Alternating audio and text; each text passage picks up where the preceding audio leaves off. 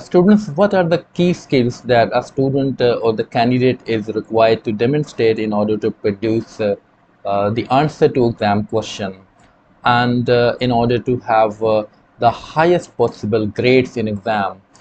Basically, we have assessment objective 1, assessment objective 2, assessment objective 3, and assessment objective 4.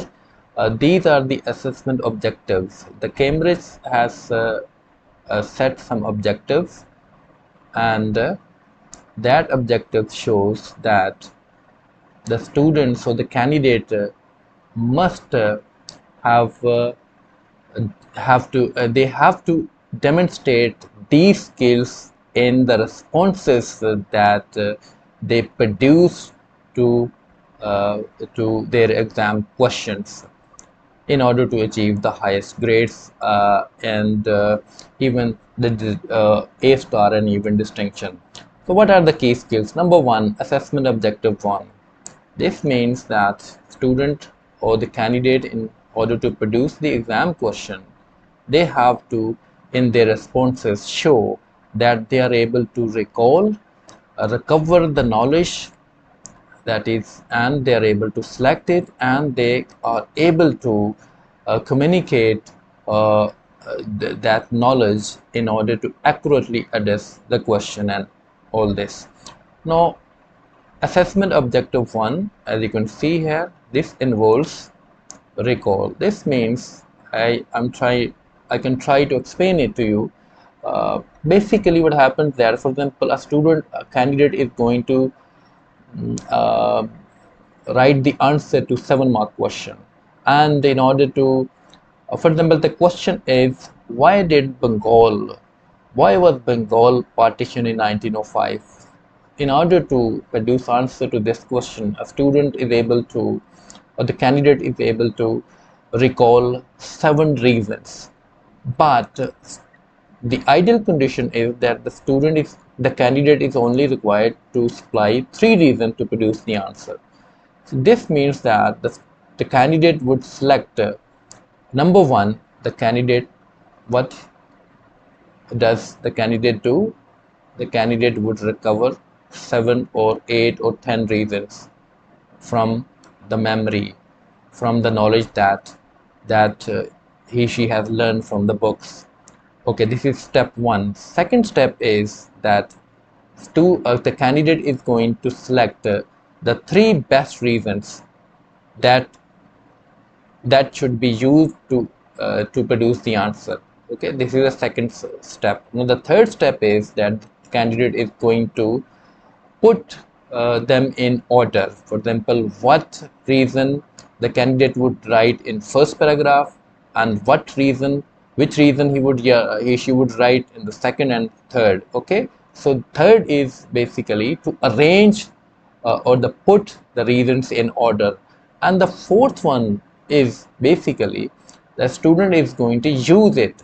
Okay, use all these reasons. That means that the student is going to write the answer.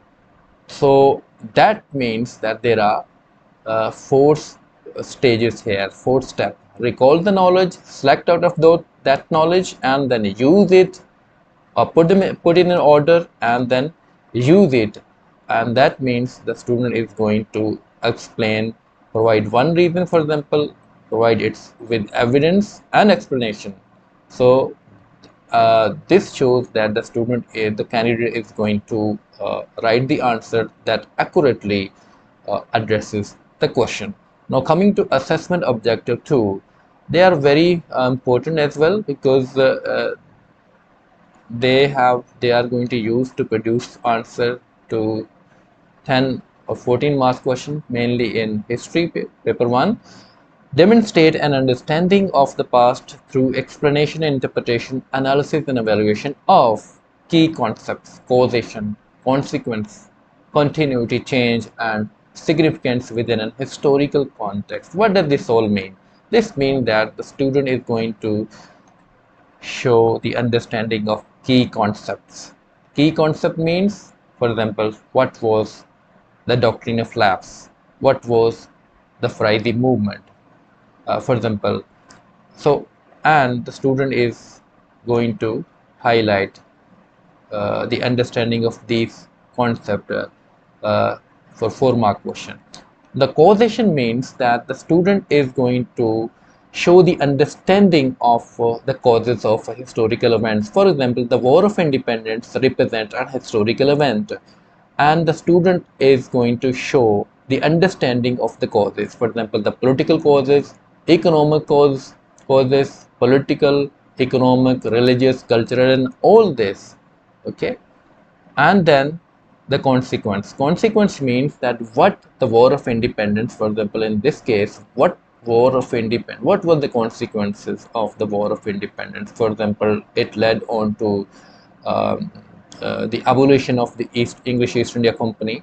For example, it led on to the proclamation of Queen Victoria, for example. So these are the impact. It led on to the British introducing reforms.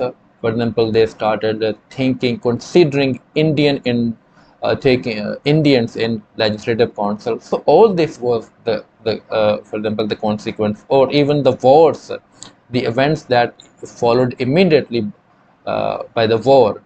I mean, how many people lost their life? For example, all this also involved the consequence. Now, what is the continuity? Continuity means what this War of Independence did not change. For example, the real power before the War of Independence and even after the War of Independence was in the hand of the British. So this was not changed. So this continued. All right. And what change it basically brought about? There are many changes that the War of Independence brought about, as I discussed before you. For example, uh, there was a shift in the policy of the British toward India. They started, they decided that they would not, as a policy, they would not intervene in the religious and cultural matters of India. They started reforms, and for example, there were changes in the military structure and all this. Okay, now what are the significance of this event, or what is the importance of any one of the causes? Okay, for example, one candidate can give importance to economic cause, while the other can give importance to the political cause, and still the other can give importance to cultural causes. So these are basically the evaluation or the judgment of the student. All right, so this is the next one is the key features and characteristics of the period studied and the relationship between them. This means that the students are going to show the understanding of the different events that occurred in the past, and they try to connect them, and out of that they try to trace a relationship between them, and they basically try to draw their conclusion out of those that relationship and all this. So the key features mean, for example, uh, the trends in historical period, and the key, for example, the British real power in India remained in the hand of the British. This had been the trend in during the British era, and the Indians were not having the real power. Okay, now coming to assessment objective 3, this means that you are going to apply knowledge and understanding of physical and human environments and issues through explanation, analysis, and evaluation. This means that this is basically assessment objective 3 involves the skills that are required for geography, for producing answer to the question of geography. For example, you have to show the physical features of your environment. For example, topographical features uh, you know uh, of the northern areas, and the plains, Indus plains, and all this, and the understanding. Okay, and the issues through explanation, you have to explain it. Basically, what happens that in geography you have 6 mark question in which that contains two views, view A and view B, and the candidate is going to explain those two views, and with explanation, with basically examples, and in the end the candidate is going to show the evaluation. That means that the candidate is going to uh, support any one view out of the two, in order to give the judgment or evaluation, and show the understanding of all this. So this, the purpose of the main objective is to develop, just make the student develop an understanding of the skills. That means, this means basically that the student is going to is able to form his or independent opinion between the two views. All right.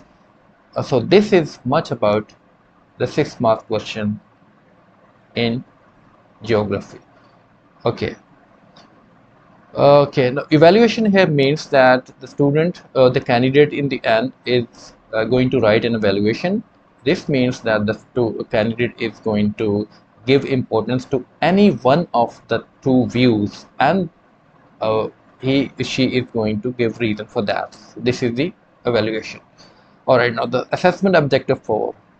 These are the skills this that involves interpretation of environmental and historical resources or sources. What does this mean? If you have a look at the compulsory question in history, the first question is a paragraph. That means the student has to show, that is very simple. A student has to just highlight the data from the paragraph and give the answer from using the information from the source. But in B part of compulsory question in history, you are given a source, for example a picture or a painting, and based on that painting the a candidate is supposed to basically highlight the surface features and the meaning of those features, and then can the candidate tries to connect the meaning to the contextual knowledge. So this is all the interpretation. This means that the understanding of a source of by one candidate could be different from the others. So this is the interpretation that are required to attempt the 5 mark question in compulsory, mainly in compulsory question B part of compulsory question in history. And at the same time for geography you have to highlight, for example you are given a graph or you are given a picture. You have to highlight, interpret it. That means you have to highlight the meaning of that picture. You have to link it up with the knowledge that you have learned. For example, if the picture showed a desert area, you have to highlight what the picture is actually showing, what are the climatic conditions, and what impact it has on the economic life of the people. So all this involves assessment objective 4, the skills that are defined in assessment objective 4. So this means that the knowledge and the skills go side by side in Cambridge system. If you want to develop, if you want to achieve a good understanding of all this, that means that you have to basically highlight, you have to show these skills in responses to the questions that in the exam. So in order to achieve the highest marks, so how are you going to do it? So you have to basically do written practice. You have to do past paper questions and unseen question. This alone is not sufficient.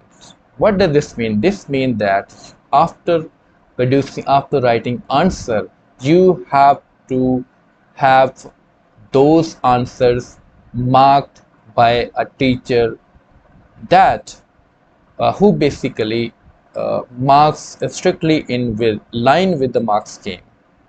Hopefully this video will help you. Thank you.